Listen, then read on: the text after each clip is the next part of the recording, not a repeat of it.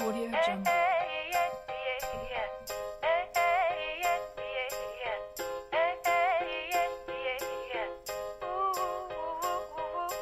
Audio Jungle.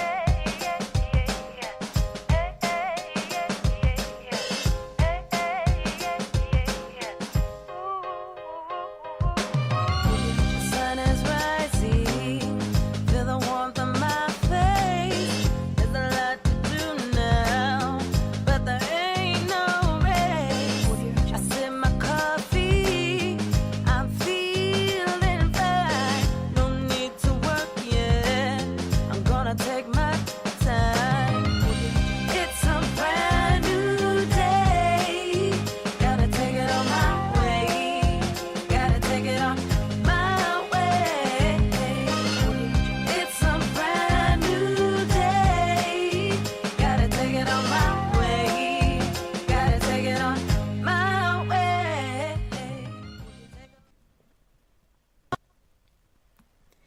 Good evening. Welcome to WSBI, your Resource for Success podcast program, where you get to meet inspiring women-owned businesses from across the country. My name is Kimberly McLemore, and I am your host.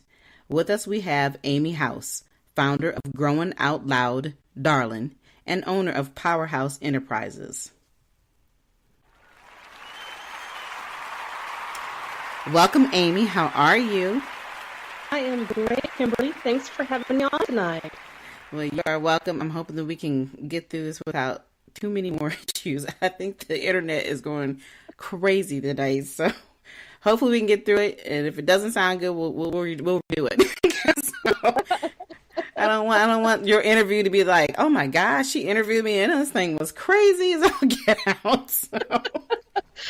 Oh no, that's how business and life works, isn't it? Just a few Yes. glitches along the way. Absolutely. But it is a pleasure having you on, and I'm so looking forward to hearing your story. Just to get us started out, could you please tell the listeners a little bit about yourself? Absolutely. So I am a little unusual in that I have a master's degree in counseling and went into private practice, discovered I'm a little like Dr. Phil, which doesn't make your clients love you. You're not as nurturing maybe as you should be. So I kind of discovered that maybe while I wanted to help people, counseling wasn't the way to go. Okay. And about 25 years ago, what do you do with a counseling degree? That's kind of a niche, you know? I discovered marketing, because marketing is basically encouraging people to do a behavior that you want them to do without them realizing maybe that you're getting them to do that. And that's counseling basically is, oh heck, parenting's the same way, right? Right. So, so I went into marketing, business development, did not have an educational background in that, but just kind of discovered along the way that it was something I enjoyed. And I think the passion for helping people still played a huge part. And I just believe that even in business, you have an unlimited ability to impact people, impact your community, and just be a force for good. And then about 5 years ago, really started looking at entrepreneurship and moving in that direction and started creating some businesses along the side. And about 3 years ago, quote unquote, retired myself from my career and have been a full-time entrepreneur since. So that's a little bit about me. All right. Well, we're going to get a chance to actually dive into that a little more, because I want to get a little bit more of a feeling about where you're really from. Are you currently, the area that you're living in now, are you really originally from that area, or, before you decided to, and how you got to where you're at today? Absolutely. So currently live in Boise, Idaho. So we're in the Pacific Northwest part of the United States. I did not grow up here. Moved here 7 years ago from Texas. So you're going to hear that Southern accent now, which is where Growin Out Loud, Darlin just came from. And being in the Pacific Northwest, my Southern accent really stands out here. So for me, it's a marketing, the ability to share that part of who I am is super fun. But no, not from the Pacific Northwest area, but do love it here. Love outdoors, love the four seasons, all of that, and just wide open spaces. And that's kind of what Boise, Idaho is all about. I'm a mother of 2 grown kiddos. I'm married and have my husband has 4 kids, and between the 2 of us, we have 10 grandkids. So Wow. Somebody's been busy. and we're warning them, please, there is a way to prevent future grandchildren. It's okay. Wow. But the thing I think is interesting now, Idaho and Texas, that's a huge difference. That is a huge difference. Yeah. Yeah, it took like 3 days drive here, and we thought living in Texas driving was Right. Yeah, because it's crazy to drive around it. Oh my gosh. Or just to get out of Texas. That's right. So no, we are about as far north as my husband and I have ever been. And living in snow country is a whole experience for us. But, we kind of like that at Christmas there's snow. So that's a good thing. Well, I guess so, because I'm originally from Iowa, so I mean, there's definitely a difference. But we're used to snow, but I don't think we're ever going to be used to that much snow and that much cold. So, but of course, now I've been in the DC, outside of the DC area now for 12 years, so I don't think I can ever go back to being in that coldness ever again. And feeling that way. It's definitely a different area. So. So, tell me, I guess, explain to me now, you were trying to explain to me earlier about how you actually have your master's degree was in what now? In counseling, which just for everybody to know, I do not take counseling clients anymore. Okay. And at parties, please don't ask me to, help your marriage or anything like that. I used to get that a lot at parties. People always want to tell you their personal stuff, and you're like, I'm just here to have a good time. So, but yeah, that's my background. That's what I went to school to be. So, well, but having the counseling, even though that's not something that you prefer to do now, I still believe that it helps, with the business and to a certain degree about how you, analyze people, because we all do it as business people. But when you have that little special extra that you can kind of rethink or, how you want to handle your conversations and then with the business that you're doing, I think it helps a little bit. Maybe. I think it helps a lot. I think in this day and age of social media, even being able to, through another medium, be able to engage someone in a positive way, and not take what they're doing on the other side personally, that's about them. And that's really what a counseling situation is. Anyway, a counselor doesn't own what the client comes in with. And so you learn very quickly that when other people respond or when other people have an opinion, it's not about you. It's about their needing to share with you something and giving them kind of the grace to do that too. So.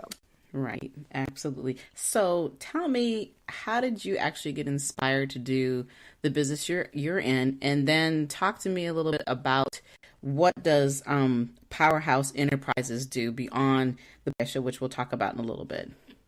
Absolutely. So we started out in 2009, kind of playing around with some things. 2009 and 10 for most of us, we remember it was a financial downturn. And I was regional vice president for the National Kidney Foundation.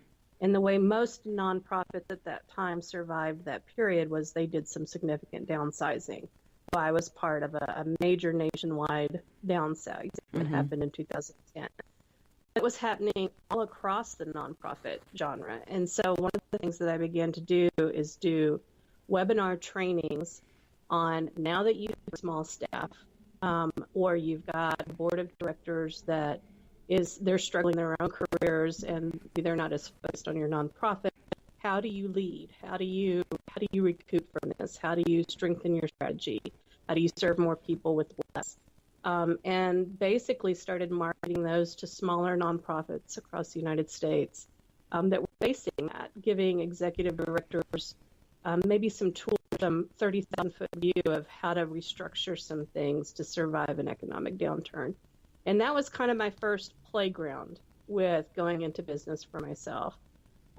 Since then, what Powerhouse Enterprises as a whole kind of is a conglomerate of my speaking business. Growing Out Loud, Darlin, is my business coaching business. I have a network marketing business. And then my husband and I also own a real estate portfolio. So Powerhouse Enterprises, work from the idea, which I think most people do and understand, that multiple streams of income, creating that and creating leverage from the work you do is critical.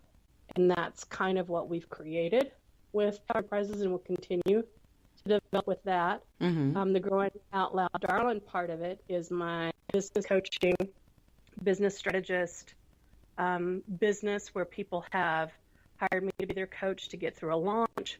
Or maybe, for instance, I currently have a client who's an attorney who's transitioning her brick and mortar law practice into an online format.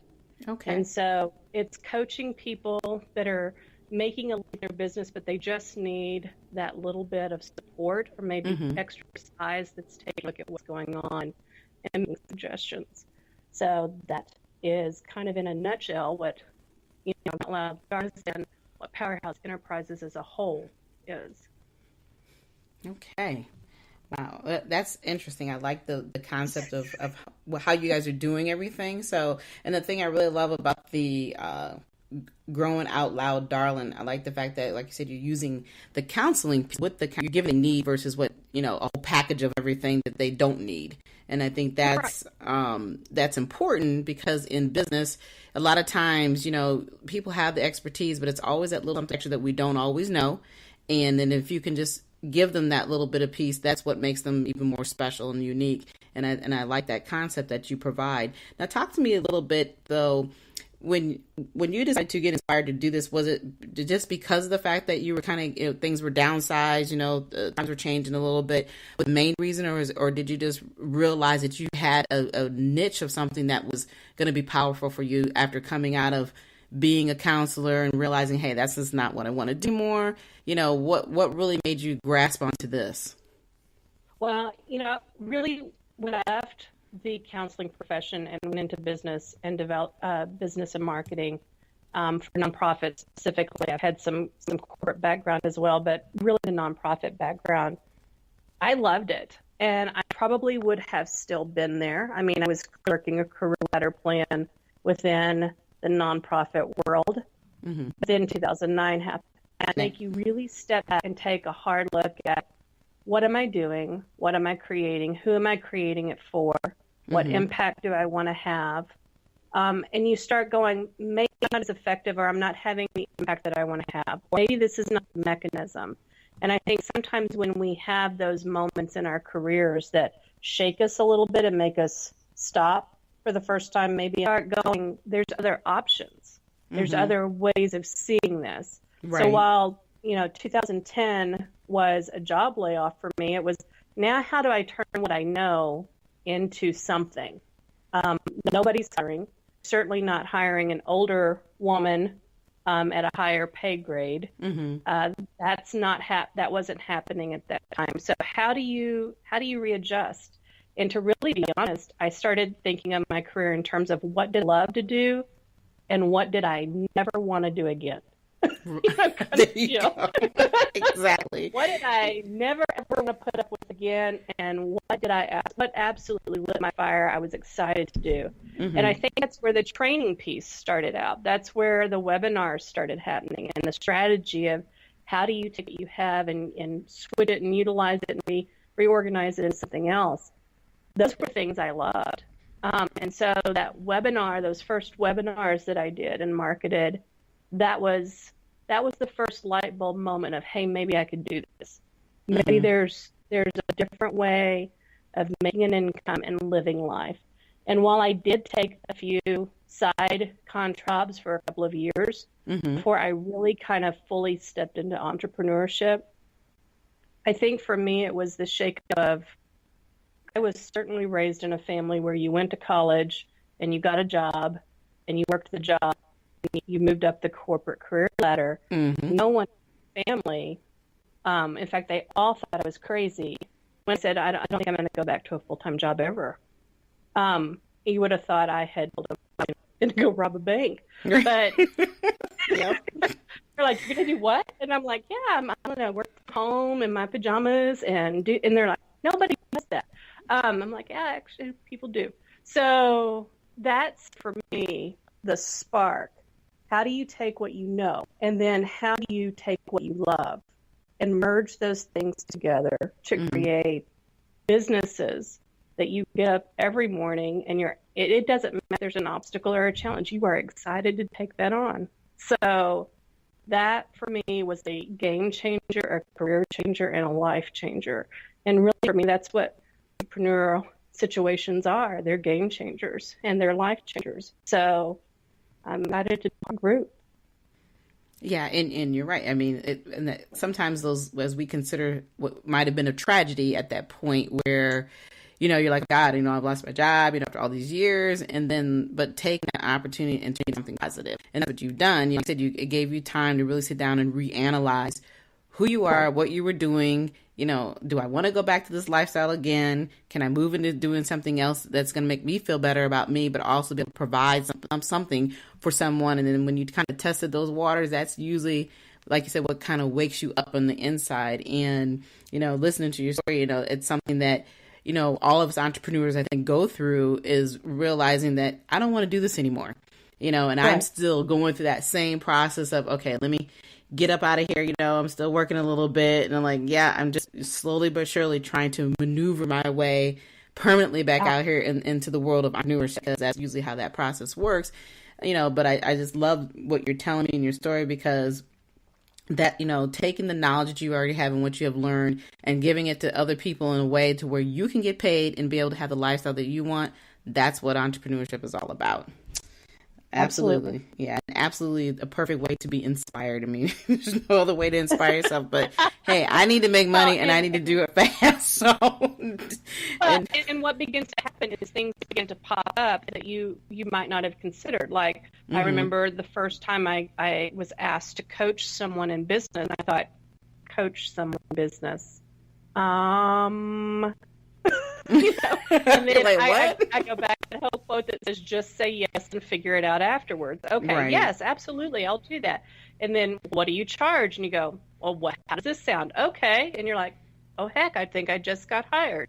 And so those first few clients, bless their hearts, that I actually coached, very different career fields, very different businesses, but it was that moment of, this is where that counseling background comes in. Now this is the merger between my business skills, my marketing background, and this. And that's where Growin Out Loud, Darlin kind of came from. It was not the first business that I created. It was one that kind of came along as time went on. And I think as entrepreneurs, you need to be open to that. These are my skills, these are my strengths, these are my passions, and when an opportunity presents itself, it's like the perfect storm of all of it. You say yes to that. Yeah. Figure out how to. Absolutely.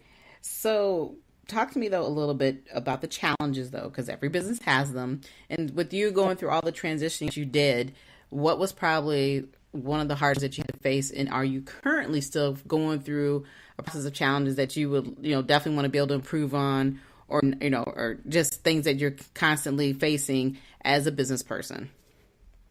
I think for me, and probably a challenge that I also see within my coaching clients, is we all know that the magic area of creation and business growth is when we are just slightly outside our comfort zone. The problem is we are by default stay within our comfort zone because that's our area of strength. So how do you push yourself? How do you put yourself to that level, and how do you know you're there? And I always tell my coaching clients the best way to know that they're in out of their comfort zone is it feels just slightly out of their control. Just a little bit of chaos is happening, and they almost wonder, can I manage it? And one step in front of the other, and they get there. But as long as they kind of just feel like they're just a little bit into the chaos zone, that's the area. The problem with that is that you still want to default back into the comfort zone. So for me, I have found that I have to periodically, I hire my own business coaches. Hey guys, let me hire you for the next 9 months. I'm working on a major project. It's going to push me, and I need to hold me accountable to that. And I find that a lot of people, when they hire a business coach, that's exactly what they're doing. They know that they're needing to hold their feet to the fire, so to speak. They're needing to stay in that level of chaos because that's where they need to be, and they need someone to hold them accountable to be there. So for me, and I think for just about anybody else, and I know as a woman too, anytime we experience chaos, and right now going into the holiday season, there are women all across America that are going, I got to work, run a business, I got kids and family, and it's the holidays, and this chick is telling me to get into the chaos zone. I'm already there. Right. He's like, wait a minute now. It's like, you're supposed to be coaching us into something better or worse, right?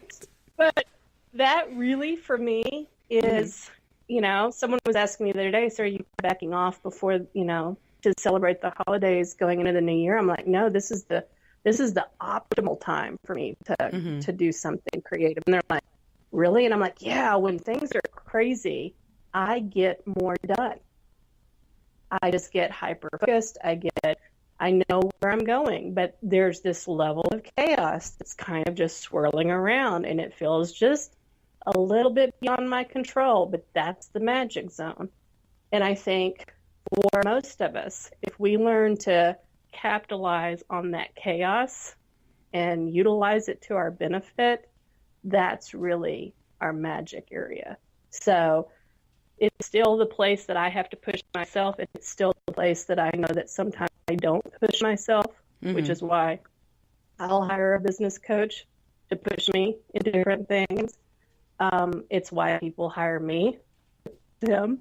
So that's the magic zone, and that's probably my biggest obstacle, both for myself and the way I see my coaching clients have as well. So, because we like to be in control.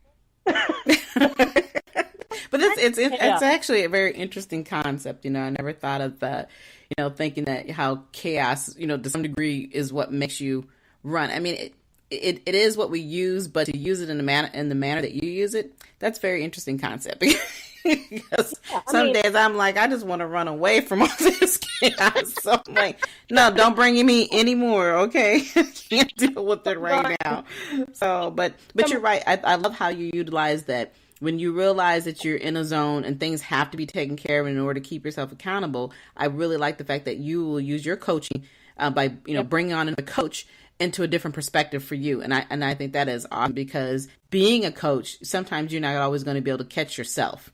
But when somebody else makes you accountable, then you can see some of the things that, yep, I got to do this, I got to do that. And that's what's going to make me keep my feet to the fire in order to finish up what I said I was going to do for my client. So I definitely appreciate that concept and like how you utilize that, knowing that, hey, this is that season of chaos. I know these are the things I got to do. So let me bring this person on board now before I go overboard. That's right. Help me push till about February, and then when it kind of calms down, I'm good to go for a while. But yeah, I think we all need that feedback.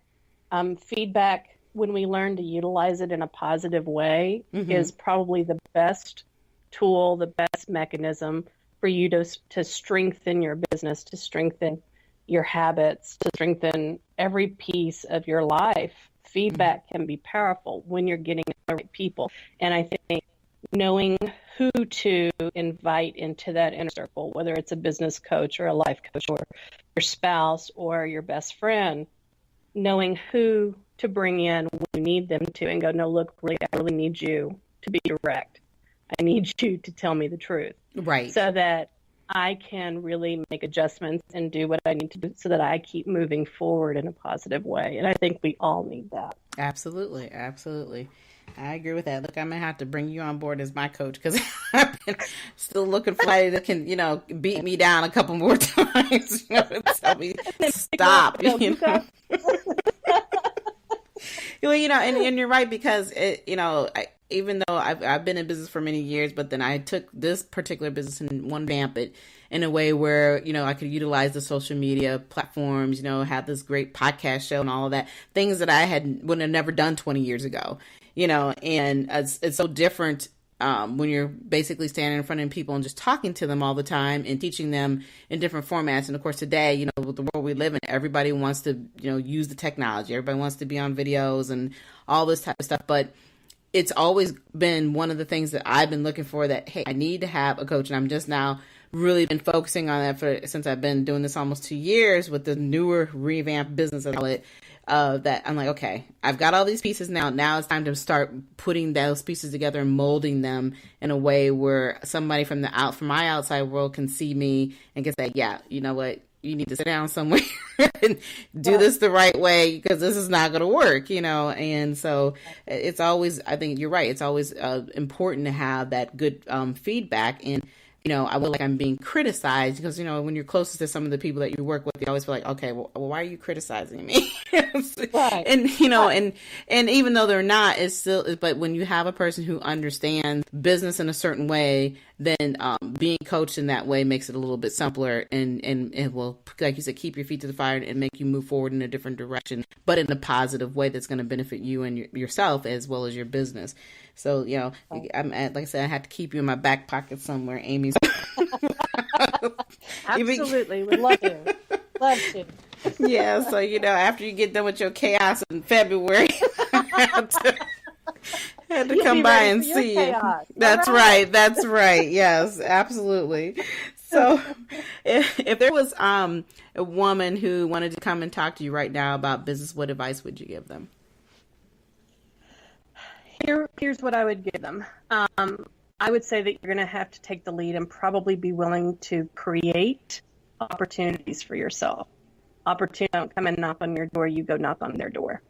And I think one way that I've done that, and one way that I coach my clients to do that, is that traditional networking, as we all know and hate it, doesn't work for the modern entrepreneurial woman.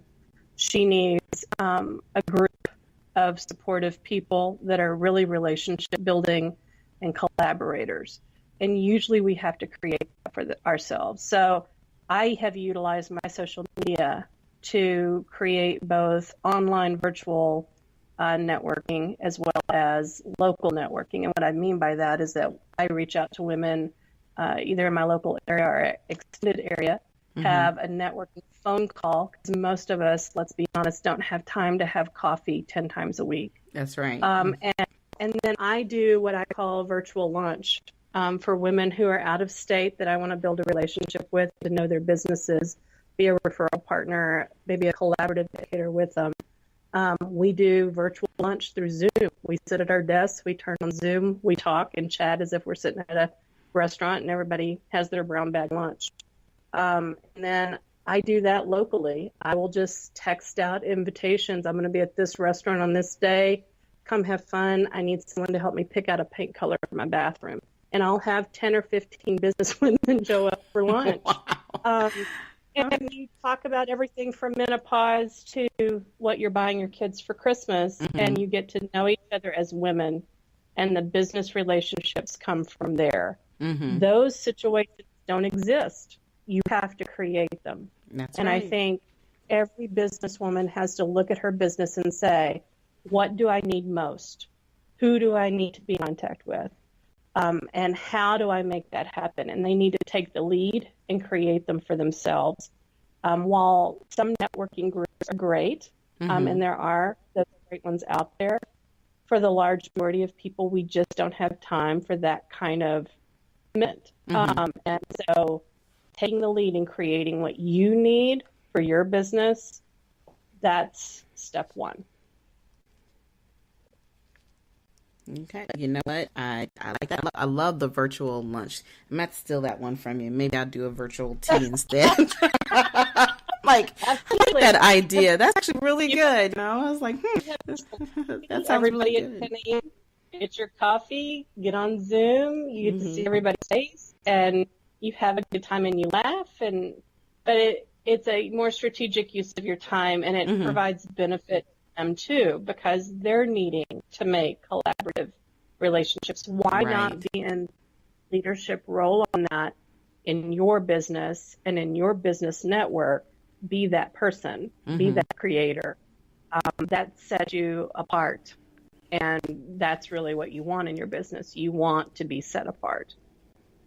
You're right. Absolutely. And that's one thing that what I have tried to create with the Women's Small Business Initiative is that it's an online platform, because as you say, we don't have time to constantly go out and sit down and network, being at every event. It's just impossible because you can't get any business conducted that way if you're constantly sitting in somebody else's environment trying to meet people all the time. So that having an online platform provides that capability where you can, like I said, have those chat sessions, do those forums, build those rapport from people all across the country versus always just the people in your backyard, as I always say. So, your concept is right on point. I just love the way how you have pushed it to a certain level to where, like you said, hey, I'm having lunch. I'm going to text these few people, come join me. I mean, I think that's really cool, but I love the virtual piece because, as we all know, and as we just discussed, the fact that you can't be everywhere all the time. No, you cannot. And I think what you do is unique because those kind of situations don't exist. I mean, when you look at most of the traditional models, still go to this location, it's 30 people, Mm-hmm. It's and you 30 can't get to all 30 people. There's no way possible. Oh, I do No. it because we still, you still obviously want to be out there doing those network events. But I think every time I go to one, I'm lucky if I get to maybe 2 to 5 people, because if you're really trying to spend time getting to know them and you want to express and enhance about your business, and then obviously you can't just talk about yourself, you have to learn to listen to the other individuals. Well, you've already expanded 10, 15, 20 minutes per person, because you're trying to engage whether or not you can actually do any business with that person, if there's any type of a good fit period on anything, or how can I refer this person to somebody else. And so, I think that's been probably the biggest challenge that I found with people, that they still do not understand how to use the online platform and then utilize it for the best of their business.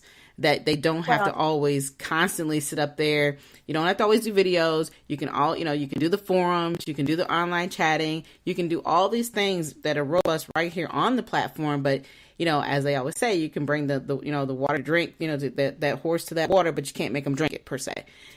So it's still, the concept is I guess is still somewhat new to people, but you are absolutely right when it comes to going in certain directions of trying to network with people. You have to be creative, because not everybody, you can't be there for everybody, and they can't always come to you. So definitely love that. I think there's something about women that when we know, like, and trust each other, the business relationship is all the stronger and all the better.